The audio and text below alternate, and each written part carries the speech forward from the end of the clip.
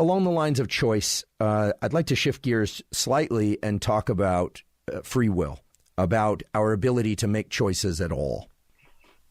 Well, my personal way out and left field inflammatory stance is I don't think we have a shred of free will.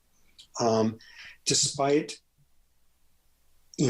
95% of philosophers, and I think probably the majority of neuroscientists, saying that we have free will in at least some circumstances, I don't think there's any at all.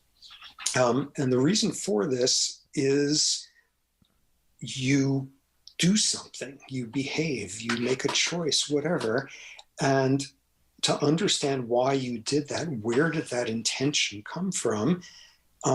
Part of it was due to the sensory environment you were in the previous minute. Some of it is from the hormone levels in your bloodstream that morning. Some of it is from whether you had a wonderful or stressful last 3 months and what sort of neuroplasticity happened. Part of it is what hormone levels you were exposed to as a fetus. Part of it is what culture your ancestors came up with and thus how you were parented when you were a kid. All of those are in there, and you can't understand where behavior is coming from without incorporating all of those.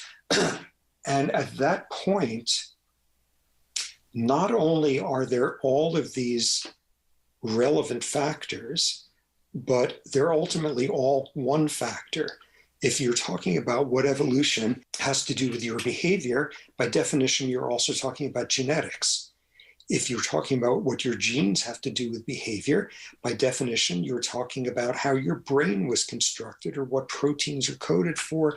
If you're talking about your mood disorder now, you're talking about the sense of efficacy you were getting as a 5-year-old. They're all intertwined. And when you look at all those influences, basically, the challenge is show me a neuron that just caused that behavior, or show me a network of neurons that just caused that behavior, and show me that nothing about what they just did was influenced by anything from the sensory environment 1 second ago to the evolution of your species. And there's no space in there to fit in a free will concept that winds up being, in your brain, but not of your brain. There's simply no wiggle room for it